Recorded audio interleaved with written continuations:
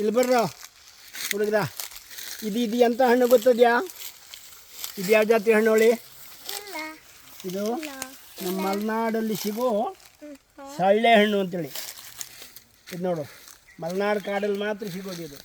ಮತ್ತು ಈ ಬಯಲುಸೀಮೆ ಕಾಡಲ್ಲಿ ಸಿಗೋದಿಲ್ಲ. ಇದು ಸೂಪರ್ ಹಣ್ಣು. ಭಾರಿ ಸ್ವೀಟ್ ಇದೆ. ಇದು ನೋಡು, ಕಿಲೋ ದಾರ್ಸ್ಕೊಂಡು ತಗೊಳ್ಳಿ. ಇದೆ ತಗೋ. ಈ ಎರಿವೆ ಹೊಡೆದಕ್ಕ ನೋಡಿ ನನ್ನ ಕೈಗೆ. ನೋಡು, ಒಂದೊಂದಕ್ಕೆ ಆದರೆ ಮುತ್ತಿನ ಥರ ಕಾಣಿಸ್ತದೆ. ಅದು ಅಗದಿ ಎರಡು ಮಳೆ ಬೀಳಬೇಕು ಅಷ್ಟಾದರೆ ಹಣ್ಣಾಗೋದು ಜಾಸ್ತಿ. ಇದು ತಗೋ, ಭಾರಿ ಸ್ವೀಟ್ ಹಣ್ಣು ಇದು. ಕೆಲವು ಸ್ವಲ್ಪ ಒಗರು ಬರ್ತದೆ,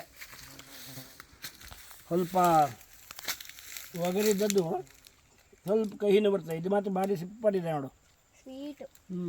ಭಾರಿ ಸ್ವೀಟ್ ಇದೆ ಇದು. ಇದು ಮಲೆನಾಡಿನ ಕಾಡಲ್ಲಿ ಸಿಗೋದು. ಇದು ಔಷಧಿನೂ ಹೌದು. ಬತ್ತೆ ಹಣ್ಣಾದಾಗ ನಾವು ತಿನ್ನೋದು, ಮನೆ ಕುಯ್ಕೊಂಡು ಹೋಗೋದು, ಅದನ್ನು ಹಿಂಡಿ ರಸ ತೆಗೆದು ಜ್ಯೂಸ್ ಮಾಡ್ಕೊಂಡು ಕುಡಿಯೋದು ಎಲ್ಲ ಮಾಡ್ತಿದ್ವಿ. ಈ ಸೀಸನ್ನಲ್ಲಿ ನಮ್ಗೆ ಹಣ್ಣು ತಿನ್ನೋದೇ ನಮ್ಮೊಂದು ಸಂಜೆ ಹೊತ್ತಿಗೆ ತಂಪು ಹೊತ್ತಲ್ಲಿ ಕಾಡು ತಿರುಗೋದು. ತಂಪಿರುತ್ತೆ ಮತ್ತು ಸ್ವೀಟ್ ಹಣ್ಣು ತಿಂದರೆ ಸೂಪರ್ ಆಗುತ್ತೆ. ಕಾಡಲ್ಲಿ ತಿರುಗೋದು. ನಮ್ದಿದ್ದೆಲ್ಲ ಮಾಲ್ಕಿ ಸೇರಿರೋ ಸೊಪ್ಪಿನ ಬೆಟ್ಟ ನಮ್ಗೆ ಹತ್ತಿರದಲ್ಲಿ, ನಮ್ಮ ತೋಟದ ಹತ್ತಿರನೇ ಇರುವಂಥದ್ದು ಇದೆಲ್ಲ. ನೋಡು ಎಷ್ಟು ಸೂಪರ್ ಹಣ್ಣು ಸಿಗ್ತದೆ ಅಂತೇಳಿ ಇಲ್ಲಿ ನಮ್ಮ ಇದರಲ್ಲಿ. ಇದು ಬರೀ ಹಣ್ಣು ಒಂದೇ ಅಲ್ಲ, ಇದು ಔಷಧಿನೂ ಹೌದು. ಇದು ಚಿಗುರು ಈ ಥರ ಚಿಗುರು ಬರ್ತದೆ ನೋಡಿ. ಇದು ಇನ್ನು ಕೆಂಪು ಥರ ಬರ್ತದೆ, ಬಿಳಿ ಥರ ಬರ್ತದೆ, ಎರಡು ಥರ ಬರ್ತದೆ ಚಿಗುರು. ಇದು ನೋಡು, ಈ ಚಿಗುರೆಲ್ಲ ಈ ಚಿಗುರೆಲ್ಲ ತಂಬಳಿ ಮಾಡ್ಬೋದು, ಹೀಗೆಲ್ಲ ತಿನ್ಬೋದು. ದೇ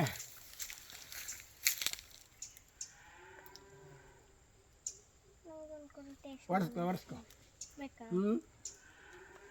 ಇದು ಅದು ಸಾಕಷ್ಟು ಹಣ್ಣು ಆಗ್ಲಿಕ್ಕೆ ಶುರು ಆಗಿಲ್ಲ ಇನ್ನು. ನಮಗೆ ಈ ಹೊಳ್ಳೆಯಲ್ಲಿ ಇಂಥದ್ದು ಭಾಳ ಸಿಗ್ತದೆ ನಮಗೆ, ನೈಸರ್ಗಿಕ ತರಕಾರಿ ಹಂಗಡ. ಇದು ಇದ್ರ ಚಿಗುರೆಲ್ಲ ಹಿಂಗೆ ತಿನ್ನೋದು, ಚಿಗುರು ಅಥವಾ ತಂಬಳಿ ಮಾಡ್ಕೊಂಡು ತಿನ್ನು. ಇದರಿಂದ ನಮ್ಮ ಆಹಾರದಲ್ಲಿ ಬರ್ತದಲ್ಲ ವಿಷ, ಈ ತರಕಾರಿಗೆಲ್ಲ ವಿಷ ಸ್ಪ್ರೇ ಮಾಡೋದು ಇಂಥದ್ದೆಲ್ಲ ಮಾಡ್ತಾರಲ್ಲ, ಆ ವಿಷವನ್ನು ತೆಗೆಯುವಂಥ ಶಕ್ತಿ ಈ ಗಿಡದ ಒಂದು ಚಿಗುರಿನಲ್ಲಿದೆ, ಸೊಪ್ಪಿನಲ್ಲಿದೆ. ಈ ಹಣ್ಣು ಅಷ್ಟೇ ನಮಗೆ ಸಾಕಷ್ಟು ಪ್ರಮಾಣದ ಒಂದು ಪೌಷ್ಟಿಕಾಂಶಗಳನ್ನು ಕೊಡುವಂಥ ಒಂದು ಶಕ್ತಿ ಇರುವಂಥದ್ದು. ಗೋಲ್ಡನ್ ಕಲರ್ ಇದೆ. ಕಲರ್ ನೋಡಿ ಹೆಂಗೆ ಮುತ್ತನಾಗಿದೆ ನೋಡು. ಮುತ್ತು, ಗೋಲ್ಡನ್ ಕಲರ್ ಮುತ್ತು.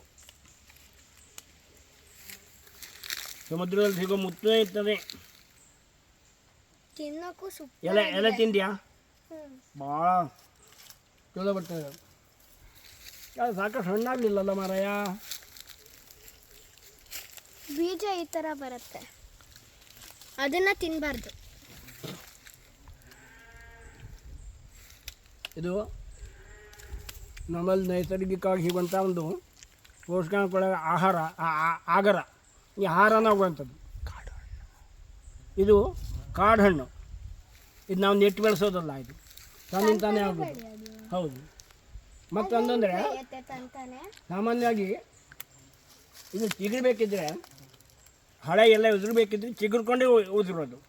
ಆ ಎಲೆ ನಮ್ಮ ತೋಟಕ್ಕೆ ಒಳ್ಳೆ ಮಲ್ಚಿಂಗ್ ಮಾಡೋದಕ್ಕೆ, ಕಸ ಈ ಕಳೆ ಬಾರ್ದಿದ್ದಂಗೆ ಮಲ್ಚಿಂಗ್ ಮಾಡೋದಕ್ಕೆ ಒಂದು ಒಳ್ಳೆಯ ಇದು. ಒಂದೇ ಮಳೆಯಲ್ಲಿ ಪೂರ್ತಿ ಗೊಬ್ಬರ ಆಗಿಬಿಡ್ತದೆ. ಎರೆಹುಳಕ್ಕೆ ಒಂದು ಒಳ್ಳೆಯ ಒಂದು ಆಹಾರ ಇದು. ನಮ್ಮ ಈ ಮಲೆನಾಡಿನ ತೋಟಗಾರಿಗೆ ಒಂದು ಒಳ್ಳೆಯ ಒಂದು ಗಿಡ ಇದು. ನಿತ್ಯ ಹರಿದ್ವರ್ಣ. ಇದರಲ್ಲಿ ಬಂದರೆ ಎಷ್ಟು ತಂಪು ಆಗಬೇಕೋ ಅಷ್ಟು ತಂಪು. ಈ ಹೊಂಗೆ ಮರದ ಬುಡದಲ್ಲಿ ಬಂದ ಆದಾಗ ತಂಪಾದಂಗೆ ಇದು ಚಿಗುರಿದವಾಗ ಅಷ್ಟು ತಂಪಾಗುತ್ತೆ. ಇದು ಆದಮೇಲೆ ಈಗ ಹಣ್ಣಾಗಿರೋದು, ಹಣ್ಣು ಆದಮೇಲೆ ಚಿಗುರು ಬರ್ತದೆ ಸಾಮಾನ್ಯ. ಅದು ಇದು ಹಣ್ಣಾಗೋದು ಕಾಂಡಕ್ಕೆ ನೋಡಿ. ಯಾವ ಥರ ಗೆಜ್ಜೆ ಮುಟ್ಟಂಗೆ ಅಂತ ಹೇಳ್ತಾರೆ ನಮ್ಮಲ್ಲಿ. ಅದ್ರ ಗೆಜ್ಜೆ ಥರ ಹತ್ತಿರದಲ್ಲಿ ಇರ್ತದಲ್ಲ, ಹಾಗೆ ಇರುವಂಥದ್ದು ಇದು. ಹಬ್ಬ. ಮತ್ತೊಂದು ಚೂರು ಕೊಡ್ತೀಯಾ? ಸೂಪರ್ ಆಗಿತ್ತು. ತಗೋ ಇದೆ. ನೀನು ಇದೆ ಕೊಯ್ಕೊ ಹಿಡಿ. ಸಿಗ್ತದ? ಹಾಂ, ಸೂಪರ್ ಆಗಿದೆ. ಹಿಡಿ, ನಾನೇ ಕೊಯ್ದು ಕೊಡ್ತೆ, ನೀನು ಸಿಗೋದಿಲ್ಲ. ತಗೋ ನೋಡು, ಅದರಲ್ಲಿ ಹಾಳಿದ್ರೆ ಆರಿಸ್ಕೊ.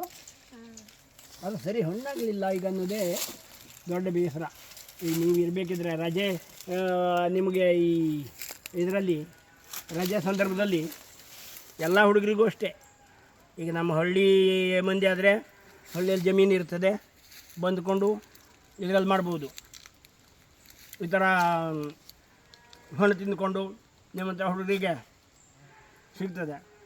ಇಲ್ಲ ಅಂದರೂ ಮನೆಯಲ್ಲಿ ಜಮೀನಿಲ್ಲ, ಹಳ್ಳಿಯಲ್ಲಿ ಜಮೀನಿಲ್ಲ ಅಂದರೂ ಹಳ್ಳಿಯಲ್ಲಿ ಸಂಬಂಧಿಕರ ಮನೆ ಇರ್ತದಲ್ಲ, ಅಲ್ಲಿ ಬಂದಾದರೂ ಮಾಡ್ಕೋಬೇಕಾಗಿತ್ತು. ಅಷ್ಟಂದರೆ ಈಗಿನ ಹುಡುಗರಿಗೂ ಒಂದು ತಿಳುವಳಿಕೆ ನಮ್ಮ ಕಾಡಿನ ಬಗ್ಗೆ, ಕಾಡು ಹಣ್ಣಿನ ಬಗ್ಗೆ.